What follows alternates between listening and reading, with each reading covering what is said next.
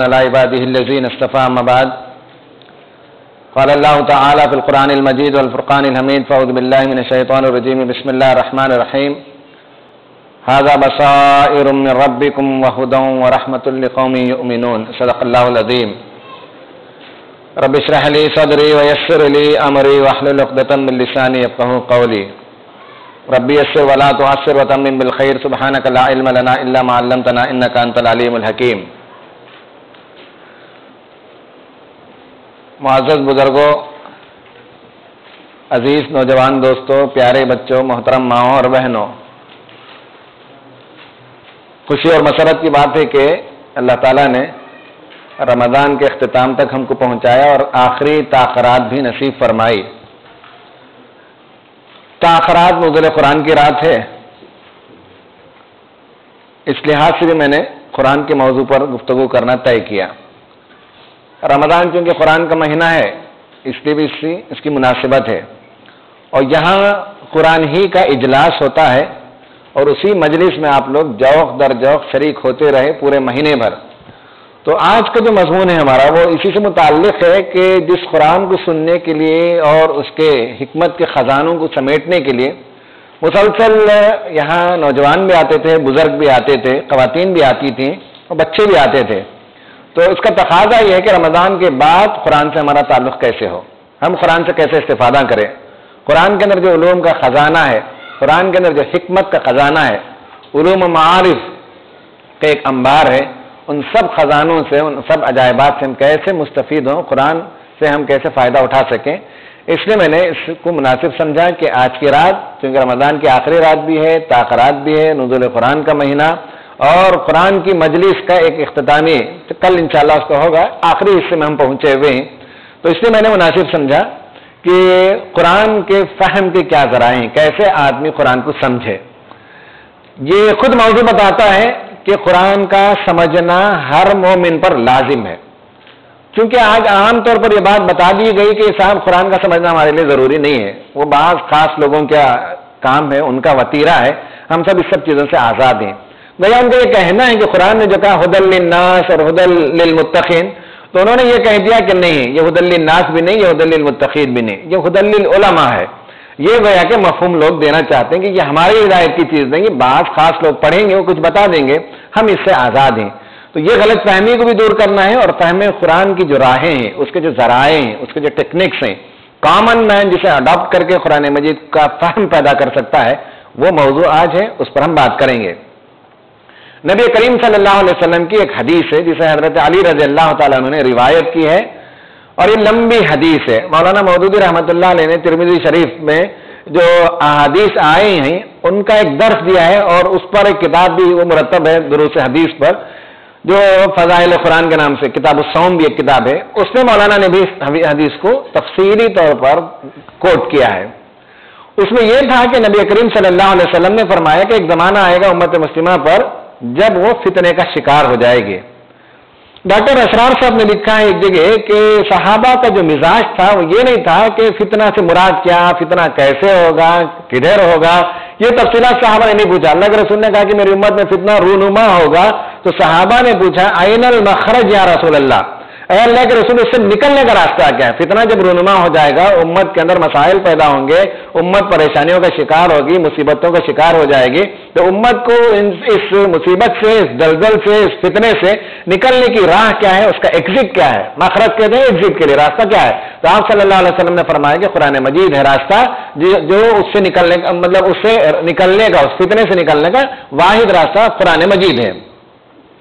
اس میں نبی کریم صلی اللہ علیہ وسلم نے بڑی تفصیل سے یہ بتایا ہے کہ یہ وہ کلام ہے جس میں تمہارا ذکر ہے، جس میں تمہارے پچھلے لوگوں کا ذکر ہے، جس میں قیامت تک آنے والے لوگوں کا تذکرہ ہے. پھر کہا کہ یہ وہ کتاب ہے جس کے عجائبات کبھی ختم نہیں ہوں گے، یہ وہ کتاب ہے جس سے علماء کبھی سیر نہیں ہوں گے. پھر آپ نے فرمایا کہ جو آدمی اس کو پڑھے گا وہ حق پر ہے، جو آدمی اس کے مطابق عمل کرے گا وہ حق پر ہے، جو اس کی دعوت دے گا وہ حق پر ہے. اس طرح سے تفصیلی بات اس میں بیان کی گئی ہے. اس میں جو اہم نقطہ ہے جو آج ہمارے موضوع سے متعلق ہے وہ قرآن مجید کے عجائبات کبھی ختم نہیں ہوں گے. آدمی قرآن کو جب بھی پڑھے گا اس کے لیے نیا مفہوم پیدا ہوگا. مولانا مودودی رحمۃ اللہ علیہ نے ایک جگہ لکھا ہے کہ قرآن مجید کا کمال اور خوبی یہ ہے کہ ایک آدمی ایک آیت کو پڑھتا رہتا ہے 20 سال 30 سال، لیکن اچانک جو اسے نئی بات سمجھ میں آ جاتی ہے. یعنی یہ ہے کہ جو پڑھا ہم نے 20 سال پہلے لازم نہیں ہے کہ وہی بات سمجھ میں آئے. ہر دن ایک نئی بات، قرآن کی نئی شان ہے، نئی آن ہے، اور جب بھی آپ پڑھیں گے تو آپ کو ایک نیا مضمون پیدا ہوگا. یہ قرآن کی خوبی ہے، دنیا کی کسی کتاب کے اندر یہ خوبی نہیں ہے. ہر بار آپ پڑھ لیجئے. گزشتہ سال بھی آپ نے قرآن مجید کا دور مکمل کیا، اس سال بھی ہم نے قرآن مجید کا دور مکمل کیا، لیکن گزشتہ سال کچھ باتیں ہم پر منکشف تھیں اور اس سال کچھ نئی باتیں ہم کو ملتی ہیں. یہ قرآن کا اعجاز ہے، یہ قرآن کی بڑی خوبی ہے. ایک قرآن نمبر نکلا تھا پاکستان سے بہت پہلے، اس میں ایک خاص مضمون، بڑا دلچسپ مضمون تھا، غالباً سب رنگ، وہ پرچے کا نام سب رنگ. انور صاحب محترم تھوڑا سا آگے آ جائیے. تو اس میں یہ کئی واقعات انہوں نے کوٹ کیے، ایک نہیں دو نہیں 10 واقعات انہوں نے کوٹ کیے کہ بڑے بڑے صحابہ نے کہا کہ یہ آیت یوں لگتا ہے کہ آج ہی نازل ہوئی. صحابہ نے کہا، ائمہ نے، مفسرین نے، علماء نے، ان کے پورے واقعات انہوں نے کوٹ کیے. قرآن کی یہ خوبی ہے کہ اس کو سمجھنا شروع کریں تو آپ کو ہر بار ایک نیا مفہوم، ہر بار ایک نئی بات اس کے اندر سے سمجھ میں آئے گی. اللہ کے رسول نے کہا نا کہ اس کے عجائبات کبھی ختم نہیں گے. یہ گہرا سمندر ہے، جو آدمی سمندر کے اندر جتنا غوطہ ہوگا اتنے اس کے اندر سے ہیرے اور موتی چن کر لا سکتا ہے. کبھی علماء اس سے سیر نہیں ہو سکتے. کوئی عالم نہیں کہہ سکتا صاحب اب میں نے قرآن مجید پر دسترس حاصل کر لیے، پورا مضمون مجھے سمجھ میں آ گیا، یہ کوئی آدمی کہہ نہیں سکتا ہے. تو اس میں یہ واقعہ بھی لکھا ہوا ہے کہ حضرت عمر رضی اللہ تعالیٰ عنہ جیسا فرد، جن کے بارے میں نبی صلی اللہ علیہ وسلم نے فرمایا تھا کہ اگر میرے بعد کوئی رسول ہوتا تو وہ عمر ہوتے.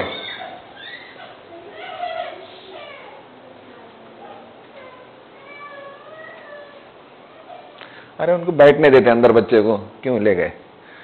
تو حضرت عمر رضی اللہ تعالیٰ نے جیسے آدمی کا یہ کہنا کہ نبی صلی اللہ علیہ وسلم رحلت فرما گئے اور آپ تلوار سے ان کر گلی میں آ گئے اور یہ کہنے لگے کہ اگر کوئی آدمی یہ کہتا ہے کہ محمد کا انتقال ہو گیا تو میں اس کا سر قلم کر دوں گا. وہ ماننے کے لیے تیار نہیں تھے کہ نبی کریم صلی اللہ علیہ وسلم کی بھی وفات ہو سکتی ہے.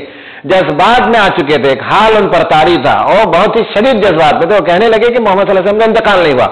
ایسے میں جب حضرت ابو بکر کو معلوم ہوا تو انہوں نے مسجد میں جمع کیا صحابہ کرام کو اور ایک زوردار تقریر کی. اس تقریر میں حضرت ابو بکر صدیق نے یہ آیت پڑھی وما محمد الا رسول قد خلت من قبله الرسل افإن مات وقتل انقلبتم على اعقابكم ومن ينقلب على عقبيه فلن يضر الله شيئا. کہا کہ دیکھو لوگوں سن رکھو کہ محمد کی جو پوجا کرتا تھا اسے معلوم ہونا چاہیے کہ محمد صلی اللہ علیہ وسلم کا انتقال ہو چکا ہے، اور جو آدمی خدا کی عبادت کرتا تھا اسے معلوم ہونا چاہیے کہ خدا زندہ و جاوید حی قیوم ہے. اس آیت کو جب انہوں نے پڑھا تو حضرت عمر کہتے ہیں کہ میرے ہوش ٹھکانے لگے. مجھے یوں محسوس ہوا کہ آیت آج نازل ہوئی.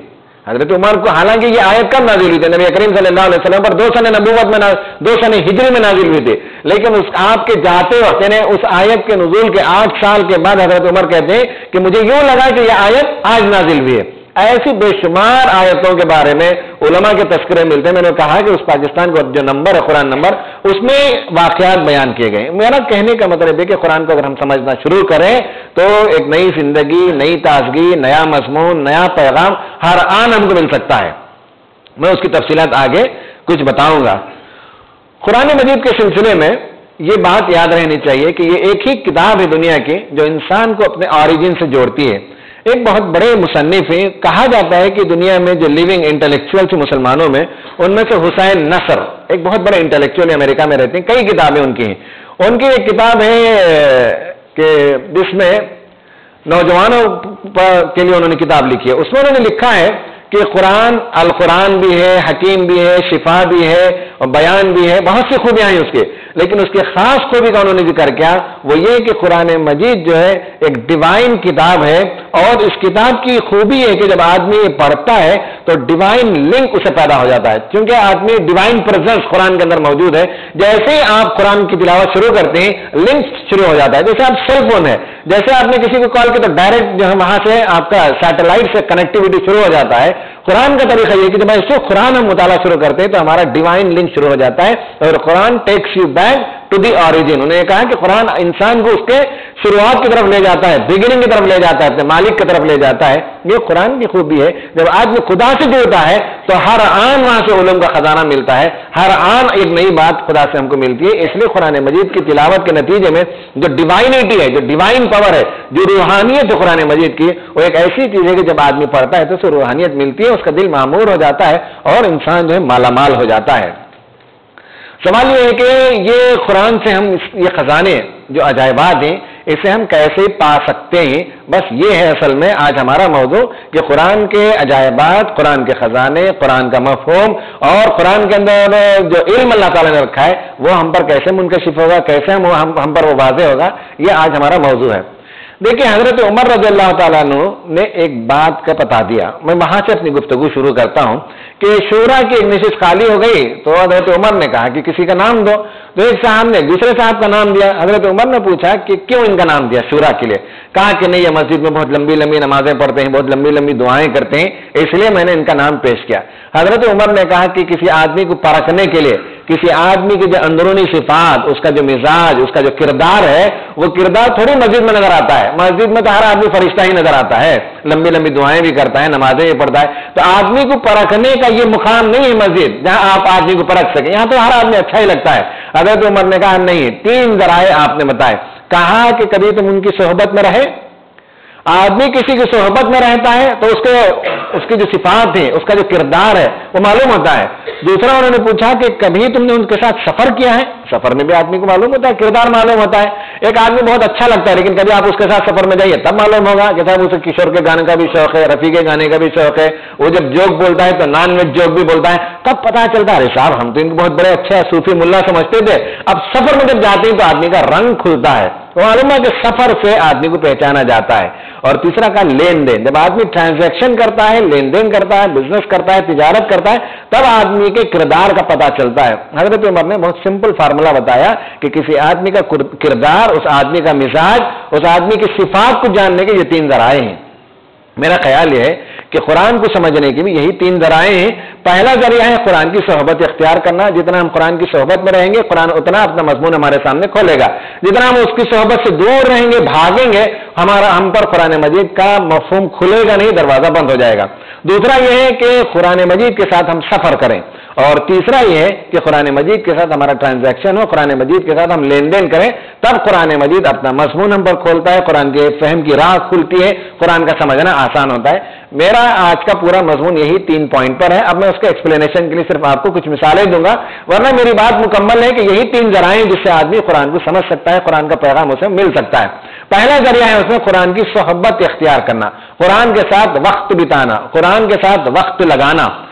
واقعی یہ ہے کہ امت کی ٹریجڈی یہ ہے کہ رمضان میں جتنا وقت ہم قرآن مجید کے ساتھ لگاتے ہیں اس کے بعد ہمارا اس کے ساتھ کوئی تعلق نہیں ہوتا ہے, دور دور تک عام لوگوں کا تعلق نہیں ہوتا ہے. خدا کے نیک بندے جن کی توفیق مل جائے تو وہ پڑھتے ہوں گے, ورنہ یہ ہے کہ جو جنرل مسلمانوں کا اصول ہے وہ قرآن مجید کو رمضان میں جب بند کرتے ہیں تو پھر اس کے بعد اگلے رمضان ہی کھولتے ہیں. یہ بھی غنیمت ہے. بعض لوگ یہ ہے کہ وہ بھی نہیں کرتے ہیں, یہ بھی غنیمت ہے. لیکن قرآن کے ساتھ ہمارا وقت لگے, قرآن جب ہم پڑھتے ہیں تو اس کا اثر ہوتا ہے, اس کی تاثیر ہوتی ہے, اس کا امپیکٹ ہمارے ذہنوں میں ہوتا ہے. تو قرآن کی صحبت ہم کیسے اختیار کریں اس کے کچھ پریکٹیکل میتھڈ پر میں بات کروں گا. قرآن کی صحبت اختیار کرنے کے سلسلے میں پہلی بات یہ کہ قرآن کی سماعت کرنی چاہیے. عموماً ہمارے یہاں تلاوت سے گفتگو شروع ہوتی ہے, حالانکہ سماعت سے. قرآن مجید نے کہا کہ سمع و بصر, پہلے سماعت کو کہا, اس کے بعد بصارت کو کہا, سننا پہلے. جب بچہ بولتا ہے تو اس وقت پہلے سنتا ہے, سننے کے نتیجے میں اس کے ذہن میں بات بیٹھ جاتی ہے, اس کے بعد آدمی بولتا ہے. قرآن مجید کو سننا بہت اہم ہے, اس کی صحبت اختیار کرنا, اس کے ساتھ وقت بتانے میں. اور ہم نے الحمدللہ رمضان المبارک میں اچھا خاصا وقت قرآن مجید کے ساتھ لگایا ہے. رمضان میں تراویح میں پڑھتے تھے, کم سے کم 1 گھنٹہ تو تراویح میں لگتا ہی ہے, اور ہم سب اس کے ساتھ وقت لگاتے تھے. اسی طرح تہجد کی نماز وغیرہ میں پڑھتے تھے. تو قرآن کی صحبت کا پہلا ذریعہ سماعت ہے کہ ہم قرآن مجید کو سننے کے عادی بنے, اور قرآن کے سننے میں بھی ایک تاثیر ہے, ایک اثر پیدا ہوتا ہے, اور آدمی کی طبیعت میں, مزاج میں, کردار میں اس کا امپیکٹ ہوتا ہے. ہمارے بچپن میں یاد ہے کہ جب ریڈیو سے جو قرآن مجید کو بجایا جاتا تھا, گھروں میں قرآن مجید کی تلاوت ہوتی تھی, لیکن زمانہ بدل گیا تو اب نہ ریڈیو ہے, نہ قرآن مجید کی تلاوت کا ذوق ہے. تو اب دیگر ذرائع آ چکے ہیں، تو ہمارے نوجوانوں کو چاہیے کہ ان ذرائع کا استعمال کریں اور قرآن کو سننے کا مزاج پہلے پیدا کریں. یہ قرآن کی صحبت ہے، اور جب تک قرآن کو سنیں گے نہیں، سمجھنا کرنا سب اس کے بعد کے مرحلے ہیں. اب آسان ہے کہ آپ کے پاس کمپیوٹر ہے تو آپ کمپیوٹر سے پلے کر سکتے ہیں، سی ڈی ہے تو سی ڈی سے پلے کر سکتے ہیں، پین ڈرائیو ہے تو اس کے ذریعے سے آپ پلے کر سکتے ہیں. سیل فون میں لڑکے جو ہے گانے بجانے سب لوڈ کر کے رکھتے ہیں. مجھے نہیں معلوم ہے، وہ ہمارے ہاں جو مستری کام کرتے ہیں انہوں نے بتایا مجھے کہ معمولی جو سیل فون ہے اس میں اس نے بتایا کہ اس کے پاس 700 سے زیادہ گانے اپلوڈڈ ہیں. یعنی سیل فون کی اتنی کیپیسٹی ہے معمولی فون کی بھی کہ 700 گانے 1000 گانے لوڈ کر لیتے ہیں اور ہمیشہ سنتے رہتے ہیں نوجوان. لیکن قرآن مجید کو اپلوڈ کریں، قرآن مجید کو سنتے رہیں تو بہت اس کی تاثیر ہوتی ہے. یہ بات کہ ہمارے جو بڑے ائمہ علماء بزرگ گزرے ہیں ان کی ماؤں کے بارے میں بھی کہ جب وہ حاملہ تھی تو قرآن مجید کو کثرت سے سنتی اور کثرت سے تلاوت کرتی تھی. اس کا اثر بچوں پر بھی ہوتا ہے جو پیٹ کے اندر ہوتے ہیں، ان پر بھی قرآن کی تلاوت کا اثر ہوتا ہے. تو پہلی چیز ہے قرآن کی سماعت، اس کے بعد قرآن مجید کی تلاوت. آدمی قرآن مجید کی تلاوت کرے. یہ دونوں چیزیں سماعت اور تلاوت کو کثرت سے آدمی رمضان کے بعد اس کی پابندی کرے گا تو انشاءاللہ اس کے نتائج پیدا ہوں گے اور قرآن مجید کا مضمون ہم کو دھیرے دھیرے سمجھ میں آنے لگے گا. دیکھیے قرآن مجید کو پڑھنے اور سننے کا بہت جو طریقہ اسلام نے مقرر کیا ہے، سننے کا طریقہ، وہ طریقہ یہ ہے کہ آپ، یہ تو میں نے جدید میتھڈ بتایا، قرآن نے اسلام جو میتھڈ دیا وہ نماز میں آپ پابندی سے حاضر ہو جائیے. روزانہ 5 گانا نماز میں 3 وقت کی نماز میں قرآن مجید کی جہری تلاوت ہوتی ہے اور یہ سماعت ہے، اور سماعت کے نتیجے میں قرآن مجید کا پیغام ملتا ہے. ہر دن فجر کی نماز میں آپ پہنچتے ہیں، لمبی قرات کی جاتی ہے. فجر کی نماز میں دراصل یہ ہے کہ تھاٹ فار دا ڈے دیا جاتا ہے، فوڈ فار دی تھاٹ. قرآن مجید کی جو آیت میں نے تلاوت کی، ھذا بصائر من ربکم، تمہارے رب کی طرف سے تمہارے لیے روشنیاں ہیں، بصیرت کی روشنیاں، فوڈ فار تھاٹ. اور اس کے بعد کہا وہدا، فوڈ فار ایکشن، ورحمہ، فوڈ فار یور سینٹیمنٹ. انسان 3 ہی چیزوں کا مرکب ہے. انسان اپنی فکر، اپنے جذبات اور اپنے عمل سے انسان پہچانا جاتا ہے. قرآن تینوں کی رہنمائی کرتا ہے، فکر کی رہنمائی کرتا ہے، جذبات کی رہنمائی کرتا ہے، عمل کی رہنمائی کرتا ہے. سماج کے لیے اسلام کا انتظام بہترین انتظام ہے. فجر کی نماز پابندی سے آپ پڑھیے، آپ کو ڈیلی ڈوسیج ملتا ہے. فجر کی نماز میں امام صاحب نے سورہ نبا مثال کے طور پر پڑھا. سورہ نبا میں آپ کو پیغام مل گیا کہ صاحب قرآن بتاتا ہے کہ کٹ حجتیوں سے کیسے ڈیل کرنا چاہیے. جو آدمی کٹ حجتی کرتا ہے اس سے ڈیل کرنے کا طریقہ بتا دیا. آج صبح امام صاحب نے 2 سورتیں پڑھی مثال کے طور پر، تو 2 سورت میں 2 پیغام آپ کو مل جاتا ہے. اما یتساءلون پڑھتے ہیں مثال کے طور پر. مثال میں دیکھیے کہ اما یتساءلون میں پڑھا جاتا ہے کہ لوگ آپ سے آ کر پوچھتے ہیں اللہ کے رسول صلی اللہ علیہ وسلم کہ قیامت کب آئے گی، قیامت کب آئے گی. اور کبھی لوگ طنز کرتے ہیں کہ جس قیامت کا دھمکاوا آپ دیتے ہیں، جس کا ڈراوا آپ دیتے ہیں، وہ قیامت آتے آتے کہاں رک گئی، کہاں اٹک گئی. اللہ تعالیٰ نے اس کا جواب نہیں دیا. یہ بہت امپورٹنٹ پوائنٹ ہے نوٹ کرنے کا کہ سوال کا جواب قرآن نے نہیں دیا. پرابلم کا جواب نہیں ہے بلکہ پرابلم کو پرابلمٹائز کر دینا یہ قرآن کا انداز ہے. جو لوگ کٹ حجتی کے لیے سوال کرتے ہیں ان کو سوالات کا انبار کھڑا کر دیتا ہے قرآن، جواب نہیں دیتا. کہتا ہے کہ پہلے اس سوال کا جواب دو، بعد میں ہم تمہارے سوال کا جواب دیں گے. کہا کہ قیامت کے بارے میں تمہارے سوالات ہیں. اللہ تعالیٰ نے کہا الم نجعل الارض مہادا والجبال اوتادا وخلقناکم ازواجا وجعلنا نومکم سباتا. تفصیل سے کھڑا کر دیا سوال. تم جو ہے تمہاری بساط کیا، 5 ساڑھے 5 خط کے آدمی ہو، 50-60 سال کی زندگی بسر کرتے ہو اور سوال کھڑا کرتے ہو قیامت کے بارے میں. کبھی تم نے غور کیا آسمان پر، کبھی تم نے غور کیا زمین پر، کبھی غور کیا تم نے سورج اور چاند اور ستاروں پر. کتنی لمبی عمر ہے ان کی عمر ختم ہوگی تو قیامت آئے گی. تمہاری عمر تو بہت جو ہے چھوٹی ہے، 50 برس میں تمہاری عمر ختم ہو جاتی ہے. 5 بلین سال پہلے سورج پیدا ہوا، 4.5 بلین سال پہلے زمین پیدا ہوئی، اور پتہ نہیں کائنات کب پیدا ہوئی. قرآن کا انداز فوڈ فار دی تھاٹ. صبح ہم نے سورہ نبا کو سنا، آئیڈیا مل گیا ہم کو کیا قرآن دیتا ہے پیغام. دن بھر سوچنے کا پیغام سماعت کے ذریعے سے قرآن کی راہ کھلتی ہے. میں یہ کہہ رہا ہوں جب آپ سنتے ہیں پھر اس کے بعد دوسری رکعت میں امام صاحب نے مان لیجیے کہ کوئی اور آئے سورت کی تلاوت کی، عبس وتولی کی سورت تلاوت کی، جس میں بتایا گیا کہ دعوت کا طریقہ کیا ہے. بڑے بڑے لوگوں کے پیچھے بھاگنے کی ضرورت نہیں، جن کے دل کھلے ہوتے ہیں ان پر کام کرنا چاہیے، اور یہی طریقہ ہے دعوت کا. 2 پوائنٹس ہم کو مل گئے فجر کی صورت میں. اسی لیے شاہ ولی اللہ محدث دہلوی کی جو کتاب ہے اس میں حجت اللہ البالغہ انہوں نے اسرار پر گفتگو کی ہے. ان میں سے نمازوں کے جہری اور سری ہونے پر بھی انہوں نے گفتگو کی ہے. اس میں سے یہ بات بھی سمجھ میں آتی ہے کہ سری جہری جو نمازیں ہیں جو آواز بلند پڑی جاتی ہے وہ صبح میں دن بھر کے لیے آپ کو فوڈ فار تھاٹ مل گیا، اور دن بھر آپ کے لیے کوئی جہری نماز نہیں. پھر مغرب میں آتے ہیں تو چھوٹا ڈوز سوتے ہیں اور عشاء میں جو چھوٹا سا ڈوز دے دیتے ہیں تاکہ مزید آپ غور و فکر کریں. یہ ہے قرآن مجید کو سمجھنے کے لیے اللہ تعالیٰ کا انتظام سماعت کا. اس کے علاوہ خود آپ پڑھیں تو پھر اور مزید باتیں آپ کو سمجھ میں آتی ہیں. آدمی خود پڑھے جیسے نوافل میں پڑھتا ہے, اور 2 نمازوں کا تذکرہ تو قرآن میں خاص طور پر ملتا ہے. ایک اقیم الصلاۃ لدلوک الشمس الی غسق اللیل و قرآن الفجر, قرآن فجر صبح کی جو تلاوت ہے اس کے بارے میں بھی خاص ذکر ہے.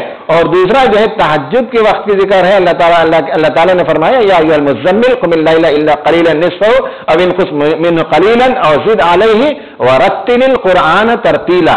کہا کہ رک کر پڑھنے کا, جیسے رک کر پڑھتے ہیں تو خطرہ ذہن پر گرتا ہے, خطرہ ذہن پر گرتا ہے. اس لیے ترتیل کا مطلب ہے ڈراپ بائی ڈراپ آپ قرآن کی آیتوں کو آپ اپنے اوپر لے سکیں, تب قرآن مجید کا مفہوم ملتا ہے تہجد میں. یہ بھی ہمارے لیے پریکٹیکل وزڈم کی بات ہے کہ رمضان میں تو ہم تہجد کے لیے اٹھتے ہیں, رمضان کے بعد بھی کوئی تو کوشش کرے کہ ہفتے میں 1 بار معمول بنائے, ہفتے میں 2 بار تو معمول بنائیے, کچھ آیتوں کی تلاوت کیجیے, تو آپ دیکھیے کہ قرآن مجید کا سمجھنا آسان ہوتا ہے. اس راستے پر چلے بغیر قرآن مجید کا مضمون کھل جائے یہ ناممکن ہے. کوئی آدمی اگر صرف ترجمہ لے کر کھول کر بیٹھ جائے اور قرآن کو ترجمہ پڑھ لے اور یہ سمجھے کہ قرآن مجید کا مضمون اس پر کھل جائے گا, وہ غلط فہمی کا شکار ہے. اس لیے کہ اسلام نے جو راستہ بتایا یہی راستہ ہے. علامہ اقبال کو ان کے والد نے جب قرآن مجید پڑھنے کے سلسلے غالباً میں نے گزشتہ سال بتایا تھا کہ علامہ اقبال کو ان کے والد نے کیسے رہنمائی کی, شاید نا گفتگو ہوئی تھی نا, کہ مطلب یہ کہ علامہ اقبال رحمۃ اللہ علیہ بیٹھ کر قرآن مجید ڈول کر تلاوت کرتے تھے جیسے کہ عام لوگ کرتے ہیں. جب وہ پڑھ رہے تھے تو ان کے والد صاحب سامنے سے گزرے اور کہا کہ اقبال قرآن کی تلاوت یوں نہیں کی جاتی. خاموش چلے گئے وہ. اب ان کے ذہن میں ایک سوال چھوڑ گئے اقبال کے کہ قرآن کی تلاوت ایسے نہیں کی جاتی تو پھر کیسے کی جاتی ہے؟ ہم لوگ ایسے ہی پڑھتے ہیں, یہ سامنے ریحال میں رکھتے ہیں, روزانہ جو جھول کر پڑھتے ہیں, اب آوازیں بلند. پھر 1 ہفتے کے بعد پھر ان کے والد کا ادھر سے گزر ہوا اور انہوں نے دیکھا کہ اقبال ویسا ہی پڑھ رہا ہے. کہا کہ اقبال قرآن کی تلاوت ایسے نہیں کی جاتی. اب 2 مرتبہ جب انہوں نے کہا تو ان کے اندر تجسس پیدا ہوا. والد سے پوچھا کہ والد صاحب یہ کیسے آپ یہ کہہ رہے ہیں کہ قرآن مجید کی تلاوت ایسے نہیں کی جاتی؟ ان کے والد نے بتایا کہ تم یوں پڑھتے ہو جیسے کہ ایک پرانی کتاب 1400 سال پہلے نازل ہوئی اور اس کو تم بغیر سمجھے بوجھے پڑھتے چلے جاتے ہو. کہا کہ قرآن کو پڑھنے کا طریقہ یہ ہے بیٹا کہ تم ایسے پڑھو گویا کہ ایک آیت آج تم پر نازل ہو رہی ہے. اگر تم ایسا پڑھو گے تب تم کو قرآن مجید کا مفہوم سمجھ میں آئے گا. وہاں سے ان کی زندگی کا رخ بدلتا ہے اور قرآن ان کی زندگی کا مرکزی مضمون بن جاتا ہے. اور معلوم ہے کہ ان کی جو پوری فلسفی ہے ان میں سے ایک بڑی فلسفی ان کی خودی کی فلسفی ہے نا.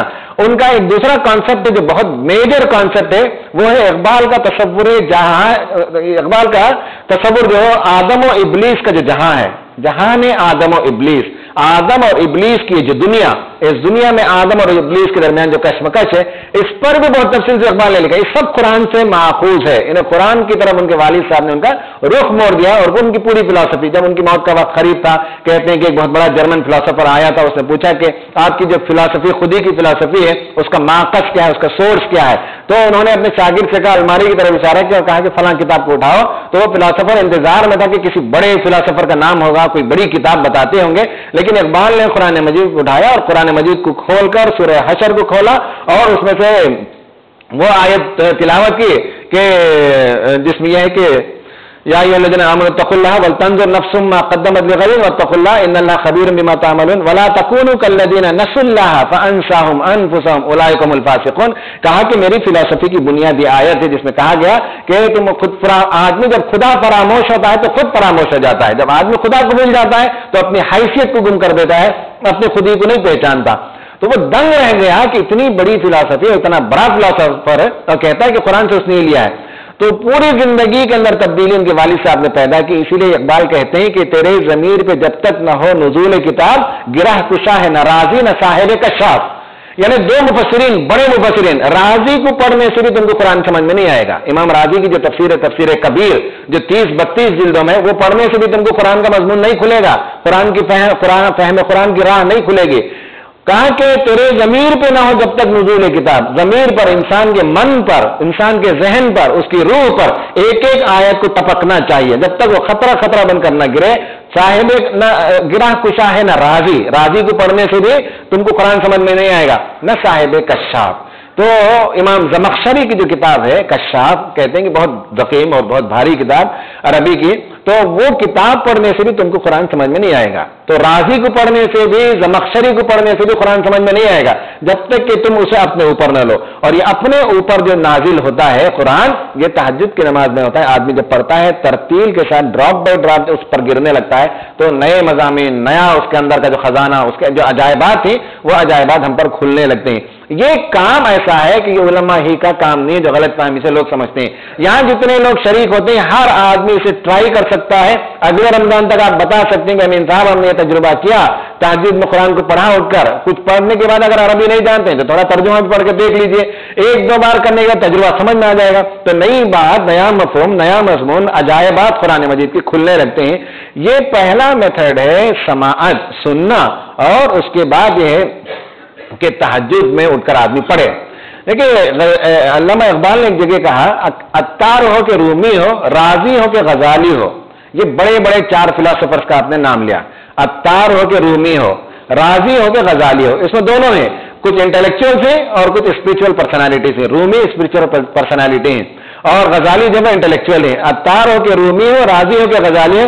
کچھ ہاتھ نہیں آتا بے آہے سحر گاہے. تہجد کو اٹھے بغیر, اس وقت قرآن کی تلاوت کے بغیر, اس وقت کی دعا کے بغیر کوئی خزانہ انسان کو ملتا نہیں. نہ رازی کو ملا, نہ غزالی کو ملا, نہ عطار کو ملا, نہ رومی کو ملا. جب ان لوگوں کو نہیں ملا تو ہم جیسے بے وسعت لوگوں کا کیا معاملہ کہ کیسے ہم کو خزانے قرآن مجید کے ملیں گے اگر آہے سحرگاہی نہ ہو.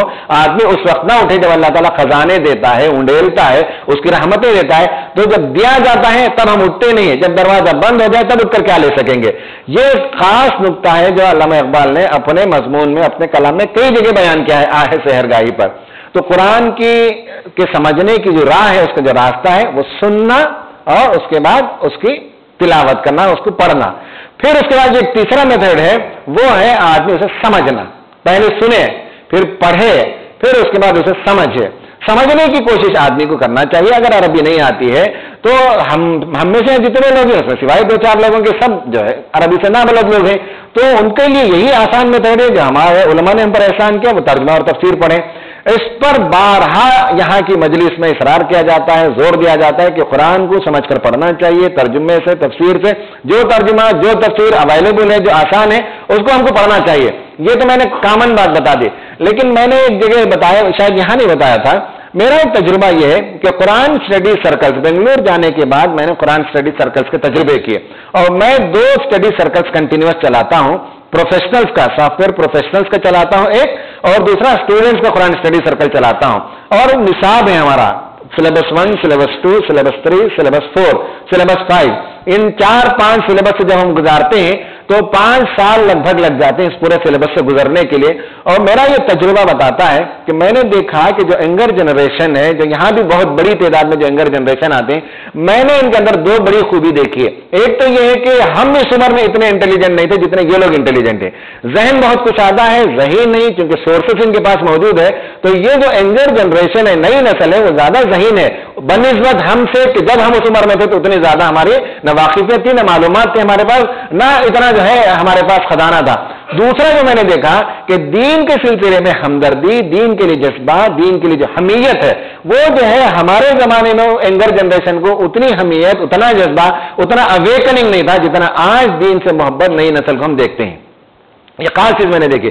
تو اس کورس سے جب گزارتے ہیں تو میں نے دیکھا کہ بعض نوجوان آتے ہیں جو بالکل عام مسلمان گھرانوں سے, کیونکہ ہمارے پاس جتنے آتے ہیں وہ پڑھے لکھے لڑکے آتے ہیں, بڑے خاندان کے لڑکے آتے ہیں, انگلش پڑھے لکھے, اور سب وہ انجینئرنگ کے, میڈیسن کے, آرکیٹیکچر کے اسٹوڈنٹس آتے ہیں. اور اسٹوڈنٹس میں نے دیکھا کہ زندگی میں کبھی قرآن انہوں نے نہیں پڑھا, لیکن پہلی بار جب وہ درس دیتے ہیں تو ونڈرفلی جو بہت بہترین طریقے سے قرآن کا درس دیتے ہیں.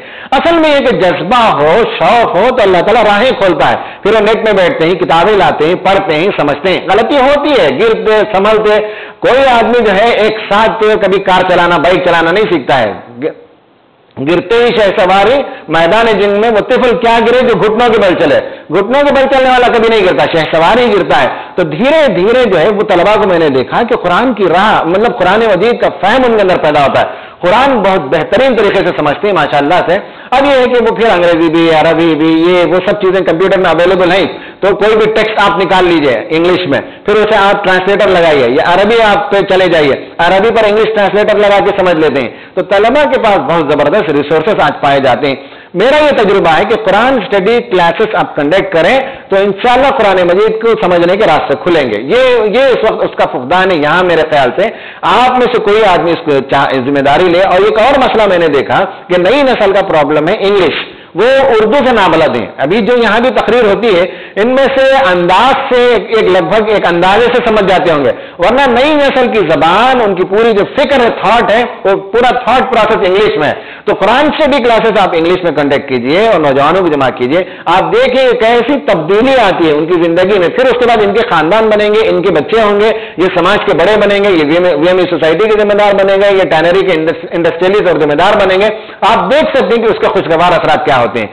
قرآن اسٹڈی سرکل کے ذریعے سے نئی نسل کو قرآن مجید کو سمجھانے کے راستے کھولنا چاہیے. میرا تجربہ میں نے جن سے کہا کہ سلیبس 1 2 3 ہے, کوئی اور جب آپ کو کنڈکٹ کرے گا تو کچھ اور سلیبس بنائے گا, اور اس راستے سے جب نکالیں گے تو قرآن مجید بہت آسانی سے سمجھ میں آ سکتا ہے. ایک جگہ میں ایک غلط فہمی کا ازالہ کر دینا چاہتا ہوں کہ یہ بات جو کہی جاتی ہے کہ صاحب قرآن میڈیکل کی کتاب پڑھنے کے بعد کوئی آدمی ڈاکٹر نہیں بن جاتا, اور اگر پریکٹس کرے گا تو وہ کویک ہوگا, یہ کہتے ہیں نا. اصل میں یہ بیمار ذہنیت کی علامت ہے. یہ بیمار آدمی ہے, اس لیے بیماری کی کتاب کا حوالہ دیتا ہے. قرآن بیماری کی کتاب نہیں ہے, قرآن صحت کی کتاب ہے. یہ لوگ مس کر جاتے ہیں کہ بیمار ذہن ہے تو سمجھتے ہیں کہ سب بیماری کو دور کرنے کی کتاب, چونکہ طب کی کتاب ہے, میڈیسن کی کتاب, تو وہ آدمی پڑھ کر علاج نہیں کر سکتا, اور علاج نہیں کرے گا, اگر علاج کرے گا تو بیماری بڑھ جائے گی. ان کو معلوم ہونا چاہیے کہ قرآن مجید میڈیسن کی کتاب کی طرح نہیں ہے. قرآن مجید صحت کی کتاب ہے. قرآن مجید ہر آدمی کی ضرورت ہے, ہر فرد کی ضرورت ہے. میڈیسن بیماروں کی ضرورت ہے, لیکن صحت کی چیز غذا ہے اور پھلوں سے صحت کیسے ملتی ہے, شہد سے کیا فائدہ ہوتا ہے, ترکاریوں سے کیا فائدہ ہوتا ہے, بے شمار کتابیں ہیں. پوچھیں ہماری خواتین بھی رکھتی ہیں. تو یہ بیماری کی کتاب نہیں, یہ صحت کی کتاب ہے جو ہر خاتون پڑھتی ہے, ہر گھر میں پڑھا جاتا ہے. اس کے مطابق ڈشز بناتے ہیں, اس کے مطابق بچوں کو جو ہے کھلایا جاتا ہے. شہد کھلانے سے فائدہ, پھل کھلانے کے فوائد معلوم ہے نا. تو صحت کی کتاب کو بیماری کی کتاب لوگ سمجھتے ہیں. یہ بیمار ذہن کی علامت ہے جو اس وجہ سے سمجھتے ہیں کہ صاحب قرآن مجید جو ہے گویا کہ میڈیسن کی کتاب ہے, اس لیے جو ہے اس کو صرف پڑھ کر آدمی پریکٹس نہیں کر سکتا. ہم یہ کہتے ہیں کہ یہ جیسے ہوا ہماری ضرورت ہے, ہر آدمی ہوا لے سکتا ہے, ہوا بیمار نہیں لے سکتا, اسے انکیوبیٹر میں رکھنا پڑتا ہے, اسے وینٹیلیٹر میں رکھنا پڑتا ہے. یہ بیمار ذہنیت کے لوگ سمجھتے ہیں کہ قرآن بھی وینٹیلیٹر کی طرح ہے کہ پورے میکینزم میں سیٹ کر کے دیا جائے گا. نہیں, جیسے ہوا کائنات میں اویلیبل ہے ایسے قرآن مجید کامن ہے ہر آدمی کے لیے. آپ آنکھ کھولیں قرآن مجید آپ سیکھ سکتے ہیں, جیسے آپ ناک کھولیں تو ہوا لیتے ہیں, ایسا ہی ہے. پانی اللہ تعالیٰ نے کنویں میں رکھا تو ہر آدمی پانی سینچ کر نکال نہیں سکتا, اس کی بنیادی ضرورت ہے. قرآن مجید کی تفاسیر موجود ہیں, آپ کو جو مضمون چاہیے اس میں سے سینچ کر نکال لیجئے, وہ آپ کے لیے اویلیبل ہے. یہ تو انسان کی بنیادی ضرورت ہے, ہوا کے مانند, کھانے کے مانند, پانی کے مانند, صحت کی چیز ہے. اس لیے بیماری کی کتاب پر اسے محمول کرنا یہ بیمار ذہنیت کی علامت ہے, صحت مند ذہانت کی علامت نہیں ہے, جو میں یہاں آپ کو واضح کر دینا چاہتا تھا. دوسری بات یہ ہے کہ دنیا میں آپ دیکھیں کہ جو لوگ پڑھنے لکھنے کے عادی ہیں, 99% آدمی کتابیں خود سے پڑھتا ہے.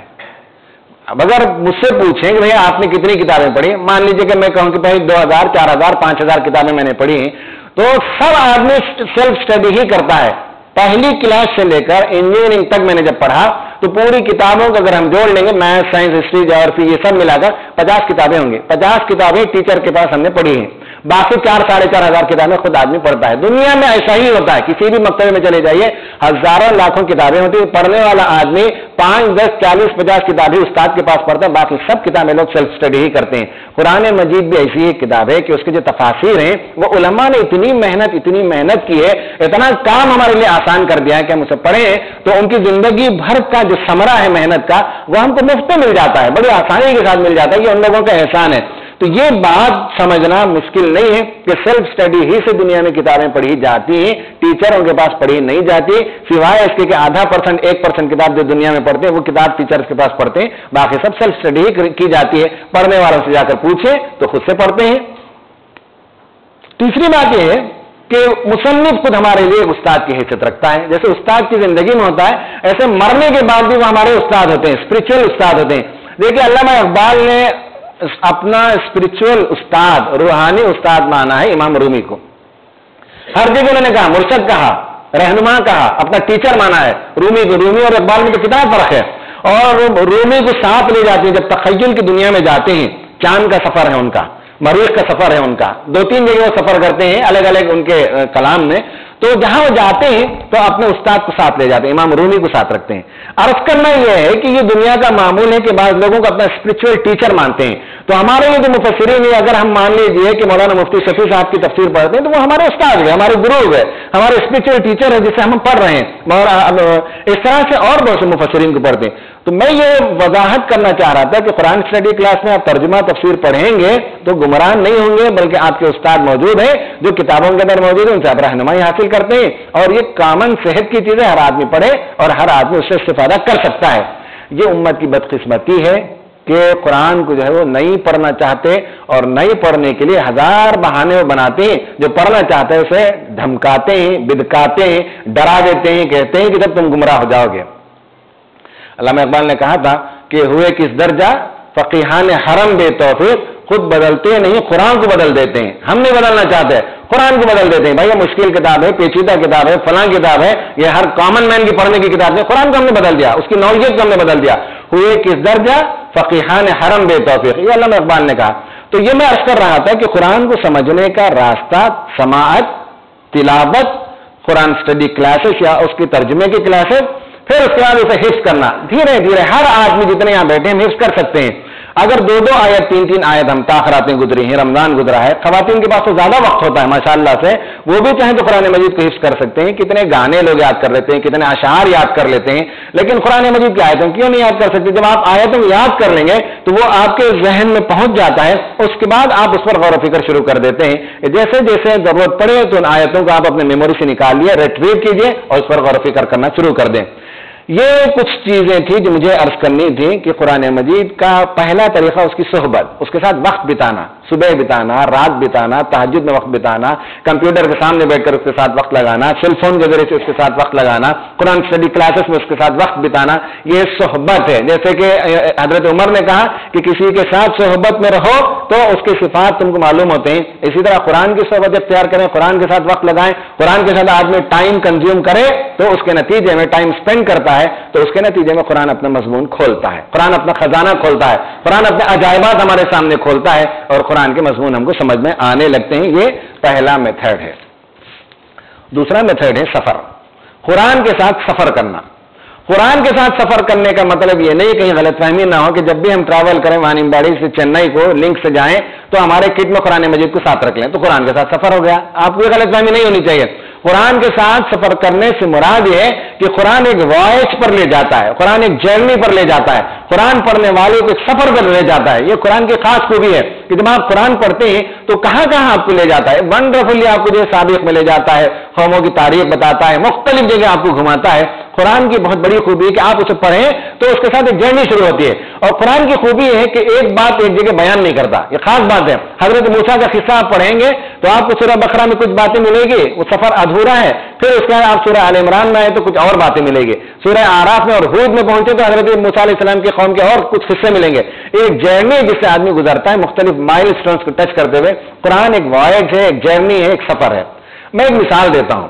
نبی کریم صلی اللہ علیہ وسلم معراج کے سفر پر گئے تھے، سمجھنے کے لیے میں کہتا ہوں تو آپ صلی اللہ علیہ وسلم حرم سے گئے، اقصی پہنچے، وہاں آپ نے انبیاء کی امامت کی، پھر اس کے بعد آپ گئے براق کے ذریعے سے کسی ذریعے سے اوپر آسمان میں مختلف انبیاء سے آپ کی ملاقات ہوئی۔ یہ بات معروف ہے کہ کسی آسمان میں، پہلے آسمان میں، دوسرے میں، تیسرے میں، چوتھے میں فلاں سے فلاں سے فلاں سے ملاقات ہوئی، کسی جگہ حضرت یوسف سے ملاقات ہوئی، حضرت یوسف نے باتیں کی، کسی جگہ گئے حضرت ابراہیم کو دیکھا، حضرت ابراہیم داہنے جانب مڑتے تھے تو دیکھتے مسکراتے تھے، بائیں جانب مڑتے تو دیکھتے اور روتے تھے۔ پوچھا تو معلوم ہوا کہ ان کی نسل میں سے کچھ لوگ ہیں جو نیک بنے تو ان کو دیکھ کر وہ خوش ہوتے ہیں، ان کی نسل میں سے بعض وہ جو خدا کے باغی بنے، خدا کے منکر بنے، ان کو دیکھتے ہیں تو وہ ناراض ہوتے ہیں، وہ روتے ہیں، ان کو تکلیف ہوتی ہے۔ اور اسی طرح حضرت موسیٰ سے ملاقات ہوئی، حضرت موسیٰ نے کہا کہ دیکھو محمد، تم یہ جو 50 نمازوں کا معاملہ لے کر آئے ہو یہ بات صحیح نہیں ہے، میں جانتا ہوں میری قوم کتنی نالائق تھی، کتنی کاہل قوم تھی، کتنی جو ہے خدا فراموش قوم اور احسان ناشناس اور نکمی قوم تھی، مجھے تجربہ ہے، میری قوم کا تم کو نہیں معلوم ہے، اس سے جاؤ کم کر کے آؤ۔ کہتے نا سب گئے کم کیے 50 سے انہوں نے 5 کیا۔ پھر اس کے بعد حضرت جبرائیل پہنچائے سدرۃ المنتہا پر، اللہ تعالیٰ نے کلام کیا اللہ کے رسول صلی اللہ علیہ وسلم سے۔ پھر اس کے بعد جبرائیل لے گئے جہنم کے ایک ایک اسپیسیمن سزاؤں کو بتایا، سود خور کی سزا کیا ہے، زانی کی سزا کیا ہے، شراب پینے والے کی سزا کیا ہے، غیبت کرنے والے کو بتایا. اللہ کے رسول نے پوچھا نا کیا ہے، کہا کہ وہ فلاں سزا ہے، فلاں سزا. سب اللہ کے رسول سفر میں دیکھے. پھر جنت کو لے گئے. جنت میں جانے کے بعد اللہ کے رسول نے یہ کیا ہے، کہا کہ یہ وہ نہر ہے جس میں آپ کو جو ہے مالک بنایا جائے گا. حوض کوثر ہے جو موتیوں پر بہتی ہے وہ نہر، جس کے کنارے جو ہے وہ سونے اور چاندی کے. سب دیکھا ہے نبی صلی اللہ علیہ وسلم نے سفر پر، معراج کا سفر. کہنا یہ کہ معراج کا سفر ہر مومن کو نصیب ہو سکتا ہے. نبی صلی اللہ علیہ وسلم جسمانی طور پر گئے، لیکن ہم ذہنی طور پر یہ سب سفر قرآن مجید کے ذریعے سے کر سکتے ہیں. آپ قرآن مجید پڑھیے، حضرت یوسف علیہ السلام آپ سے بات کریں گے، بتائیں گے کہ اپنی عصمت کو بچانے کے لیے، اپنی پاک دامنی کو بچانے کے لیے انہیں کتنی سنگرش کرنی پڑی، جیل کو جانا پڑا. لیکن یہ ہے کہ مرغوبات نفس، خواہشات نفس، جذبات نفس کی اکساہٹ کو کیسے انہوں نے کنٹرول کیا، پورا تفصیلی داستان حضرت یوسف ہم کو سناتے ہیں. آگے بڑی تو حضرت موسیٰ اپنی قوم کا پورا قصہ ماجرا بیان کرتے ہیں کہ کیسی وہ قوم تھی کہ گائے ذبح کرنے کے لیے کہا تو قوم نے پوچھا اس کی رنگت کیسی ہو، پیلی ہو کہ لال ہو، بڑی ہو کہ چھوٹی ہو، سینگ والی ہو کہ نہیں ہو، نیلور کی گائے ہو کہ گجرات کی گائے ہو. یہ اس قوم کا مزاج تھا کہ کام کہا جائے تو کام کم، سوالات زیادہ، مسائل زیادہ اور کیڑے نکالنا اس کے اندر. اس قوم کا ہے. حضرت موسیٰ آپ کو سنائیں گے، ان کی پوری قوم کی داستان آپ کو سنائیں گے. اللہ تعالیٰ نے کلام کیا تو آپ قرآن مجید پڑھیے، اللہ سے بات کرتا ہے. قل یا عبادی الذین اسرفوا علی انفسہم لا تقنطوا من رحمت اللہ. قرآن مجید کہتا ہے یا ایھا الانسان ما غرک بربک الکریم. قرآن کہتا ہے کہ وَإِذَا سَأَلَكَ عِبَادِي عَنِّي فَإِنِّي قَرِيبٌ. آپ سے ڈائریکٹ کلام کرتا ہے اللہ تعالیٰ. نبی صلی اللہ علیہ وسلم سے وہاں کیا تھا، یہاں ہر نماز میں، ہر تلاوت میں اللہ تعالیٰ آپ سے کلام کرتا ہے. یہ ایک جرنی ہے. پھر اللہ جہنم کو لے جا کر حضرت جبرائیل نے بتایا. تو آپ دیکھ سکتے ہیں جب آپ قرآن پڑھتے ہیں تو کسی صورت میں بتایا گیا کہ زخم کو کیسے کھایا جائے گا. آپ پورا منظر دیکھ سکتے ہیں اوپر سے کھڑے ہو کر.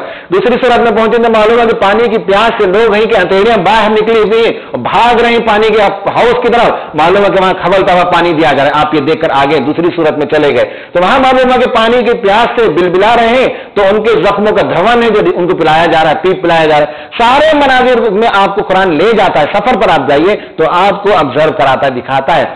یہ انٹلیکچوئل سفر، ذہنی سفر قرآن کراتا ہے.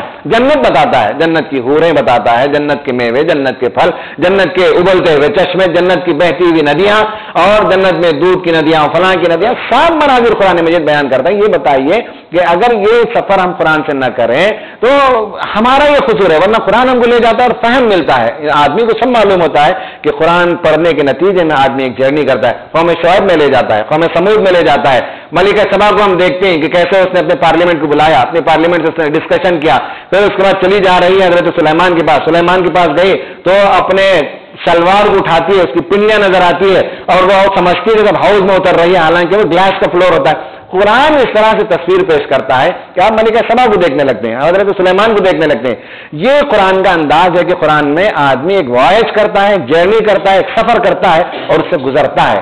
اس میں اس جگہ آ کر میں خاص بات آپ کو بتاؤں گا کہ قرآن دراصل ایک دوسری دنیا میں لے جاتا ہے. تخیل کا پرواز آدمی کو ذہنی طور پر بلند کرتا ہے، سوچنے پر، کنسنٹریشن پر، ارتکاز پر، غور و فکر پر آمادہ کرتا ہے قرآن مجید.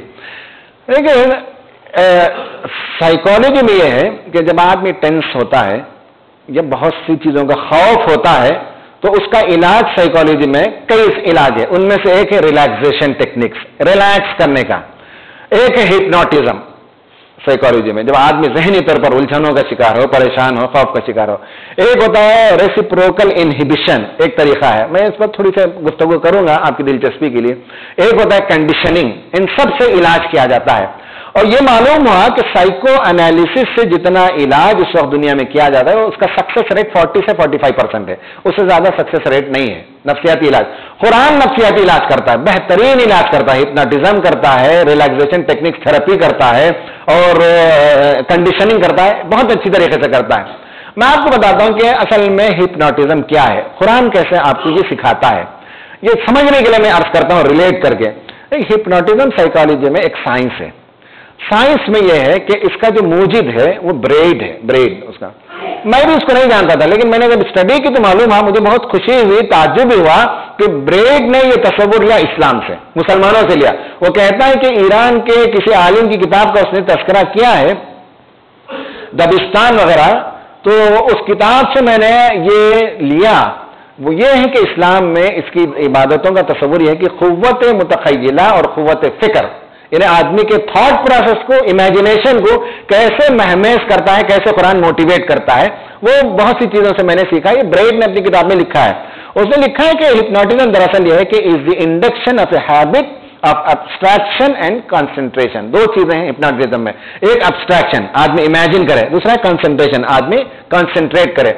वो कराते ही आपको कोई खौफ है, परेशानी है, मैं खुद इस तरह की क्लासेस में शरीक रहा, वो कहते हैं कि साहब आंख बंद कर लें, लोग आंख बंद कर लेते हैं, फिर कहते हैं कि साहब कहाँ बैठे हुए, मस्जिद में बैठे हुए, ऊपर उठो, मस्जिद की छत फाड़ो, बाहर निकलो, देखो कितनी ठंडी हवा लगती है। एक सफर कराते हैं साइकोलॉजी में, देखो ठंडी हवा लग रही है, ऊपर चलो, आगे बढ़ो, देखो कि दूर से जो है तारा चमक रहा है, तारे में एक परी बैठी हुई है, तुमको बुला रही है, वहां पहुंचो, उतरो, पहुंचो। ऐसा दुनिया का एक सफर कराते हैं। फिर देखो कि फूल खिले हुए हैं, तितलियां जो है उड़ रही हैं, वहां देखो कि मौजें समंदर में तमव्वुज हो रहा है। इस तरह से आदमी को जो पूरी दुनिया में ले जाते हैं, एक डिफरेंट वर्ल्ड में ले जाते हैं, वहां ले जाकर आदमी को सफर करा के कहते हैं कि वापस आओ, नीचे उतरो, पहुंचो, आहिस्ता से उतरो, जहां जिस स्टेज में मस्जिद खुदा में बैठे तो वहां बैठो, और जितना तुम्हारा टेंशन है, फिक्र नंबर 1, फिक्र नंबर 2, परेशानी नंबर 3, मसला नंबर 4, बीमारी नंबर 5, ये सब निकालो यहां से। निकाल के बाद कहते हैं कि साहब वहां एक टोकरी रखी हुई है हमारे ऑफिस के बाहर, मस्जिद के बाहर, उस टोकरी में डालकर चले जाओ, मैं ले लूंगा। ये हिप्नोटिज्म में करते हैं कि आदमी को उसकी परेशानियां दूर करते हैं, उसे पूरी दूसरी दुनिया का सफर कराते हैं।